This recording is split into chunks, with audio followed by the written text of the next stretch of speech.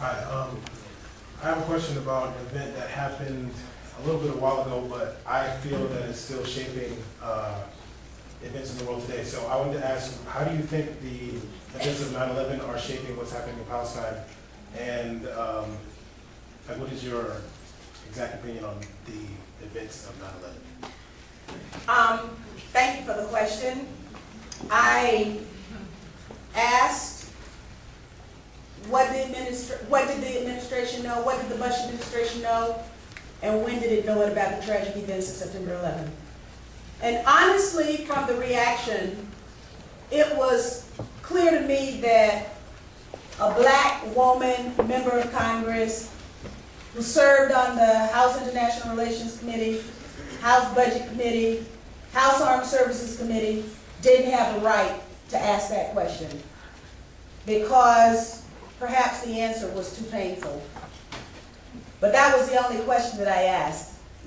And at the time, Colin Powell promised that we were going to get a white paper explaining how it was possible that after trillions of dollars of investment in a military and an intelligence infrastructure, that infrastructure could fail 4 times on one day.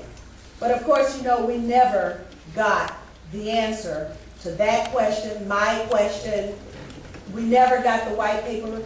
We never got the family members' questions answered. And to a large extent, we all saw what happened on September 11th, but we still don't know how it happened on September 11th. Now, how are the events of September 11th being used to shape what's happening today? Of course they are, because the structure of civil liberties in this country has eroded drastically as a result, such that I can go to a conference with Ramsey Clark and end up seeing my name written in a Fusion Center report saying that my activities, along with the activities of the International Action Center, are worthy of further surveillance. And all I want is peace. And why is it that I'm detained every time I leave the country and try and come back into my own country, and they look at my passport and they see Pakistan, they say, well, what were you doing in Pakistan? I say, well, I was advocating for peace. Peace in Pakistan? Well, what were you doing in Lebanon? I said, well, I was advocating for peace. What? You want peace in Lebanon? And so I have to go through an entire list of what I experience is nothing compared to other people who leave or try to get back into the United States. I won't complain, except that this is a country that they say we were hit on September 11th because we're free. But obviously some of us have a little bit more freedom than others. And I don't think that's right. So September 11th, in my opinion, has been a backdrop to the erosion, severe erosion of civil liberties. And there's one little thing called posse comitatus. Posse comitatus is what was violated in the counterintelligence program. And you can see that with the COINTELPRO papers. Posse comitatus places a brick wall between military activities inside the United States and the activities of local law enforcement. Now, the wall gets chipped a little bit in the so-called prosecution of the war on drugs.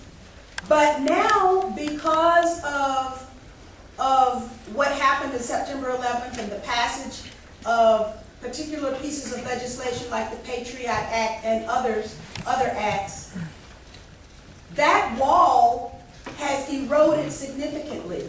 And things that were described by Senator Frank Church as the counterintelligence program papers were released to the public, they were described as illegal and un-American activities, have now been made legal in this country.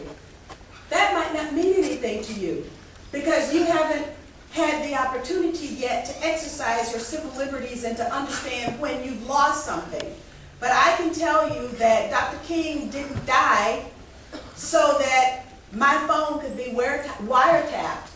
Dr. King didn't die so that our war machine could go and kill indiscriminately in Somalia and in Sudan and in Pakistan and in Afghanistan and in Iraq and have our soldiers stationed in over 100 countries around the world. That's not why my family sacrificed in the civil rights movement. This is a different America.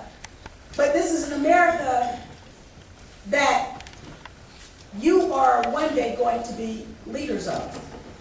And therefore, I hope and I'm happy to see that you're taking an active interest in engaging in this America so that it can be more reflective of your values.